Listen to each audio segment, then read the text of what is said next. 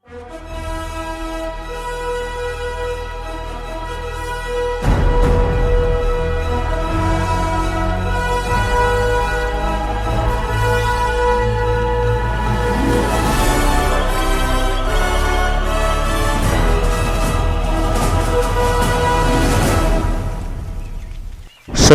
Rafael, noon, ngayon, bukas. Taong 1956, Nobyembre 24, sa bisa ng Commonwealth Act No. 520, ipinasa at pinagtibay ng Municipal Board ng Lungsod ng San Pablo ang ordinansa bilang 29. Dito ipinagtibay ang pagbubuo ng 46 na barangay ng lungsod. Kasama na dito ang barangay San Rafael. Bago sumapit ang panahon ng giyera, ang ating lugar ay pinamumunuan ni Gaudencio Velasco. Sa panahonang ito, ang namumuno ay kanilang tinatawag na Teniente del Barrio. At ito ay sinundan ni Bonifacio Belen na nanunungkulan din sa maikling panahon. Sa 5 taong pananakop ng mga Hapon sa ating bansa, ang ating lugar ay pinamumunuan ni Inocencio Valverde Sr. Noong panahon ng liberasyon, nagsilbi bilang Kapitan del Barrio noong 1946 si Antonio Cabisuelas. Noong 1949 hanggang 1954, nanungkulan din si Tiborcio Pasha. Noong kapanahunan ng martial law, tayo ay pinamumunuan ni Heriberto Dantic.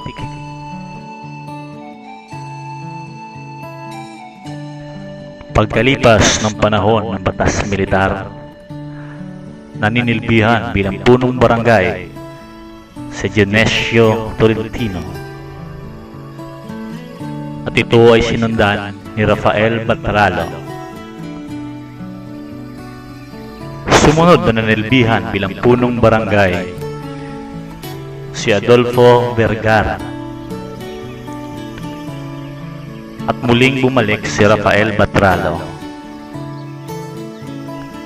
Taong 2002, naihalal na punong barangay si Ador Dimaano.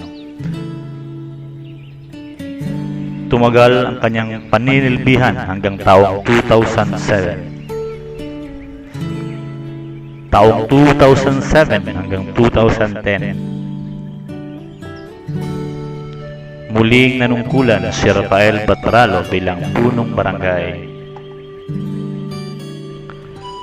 Taong 2010, sa bisa ng isang halalan, naihalal si Plardel de la Cruz bilang punong barangay ng San Rafael, na nanunungkulan hanggang sa kasalukuyan dito sa ating lugar.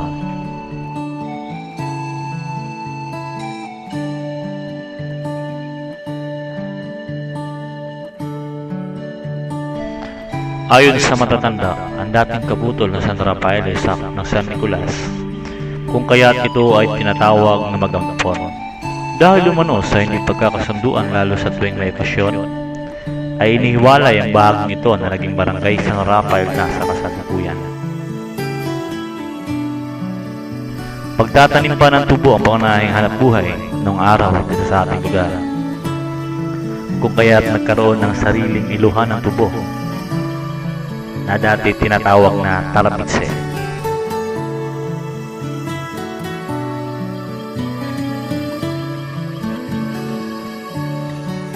Naging tradisyon na ng mga matatandang naninirahan sa barangay San Rafael ang pagdiriwang ng kapistahan ng Patron San Rafael sa tuwing ika-24 na Oktubre.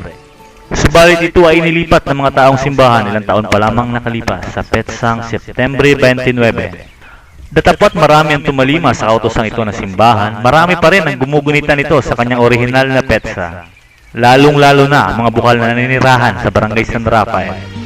Bilang pagtalima sa kautusan ng simbahan, nararapat lamang ng selebrasyon ng kapistahan ay gaganapin na sa September 29. Sa pagnanais na pamunuan ni punong barangay Ed de la Cruz na mapanatiling buhay ang tradisyon ng ating mga ninuno, ay nag-isip ito ng mga pamamaraan upang patuloy ang paggunita sa petsang Oktubre 24 upang mag-alay ng pasasalamat. At dahil sa inisyatibong ito, pinagtibay ng Sangguniang Barangay ang Barangay Ordinance bilang 2012-6. Ito ang opisyal na pagdeklara sa Oktubre 24 bilang araw ng Barangay San Rafael. Maaaring ito ay bago sa pandinig ng ating mga kababayang San Pablenyo na ang isang barangay ay magkaroon ng isa pang kaarawan maliban pa sa kapistahan nito. Layunin nito ay upang maisabuhay at mapangalagaan ang kultura ng ating lahi at may pamala sa susunod pa ng mga henerasyon. Ito rin ay magiging daan para sa mas aktibong pakikilahok ng mga kababaryo sa mga gawaing sibiko na magdudulot ng mas mahusay na ugnayan ng lahat ng sektor ng lipunan.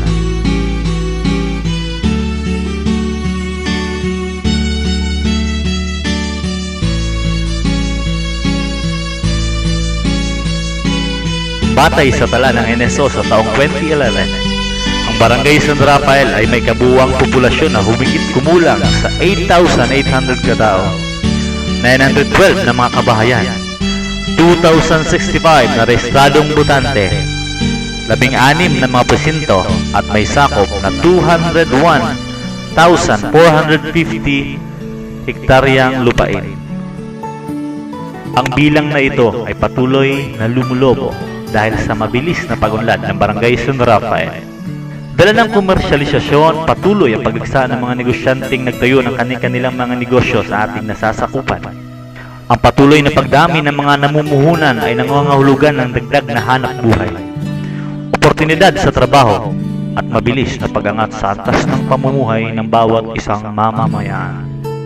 Sa hinaharap, ating inaasahan ang isang mas maunlad at progresibong Barangay San Rafael. Ang magandang bukas para sa isa't isang mamamayan ay hindi darating kung tayo ay maghihintay lamang. Ika nga, kung hindi tayo kikilos, sino ang kikilos para sa atin? Kung hindi ngayon, kailan? Hindi raw makakarating sa paruroonan ang hindi marunong lumingon sa pinanggalingan. Mag-flashback sa mga tradisyon noon. Tayo'y kumilos habang now showing pa tayo ngayon. Magandang bukas naghihintay sa atin, coming soon. Barangay San Rafael, patuloy sa pag-angat. Mabuhay San Rafael, mabuhay tayong lahat.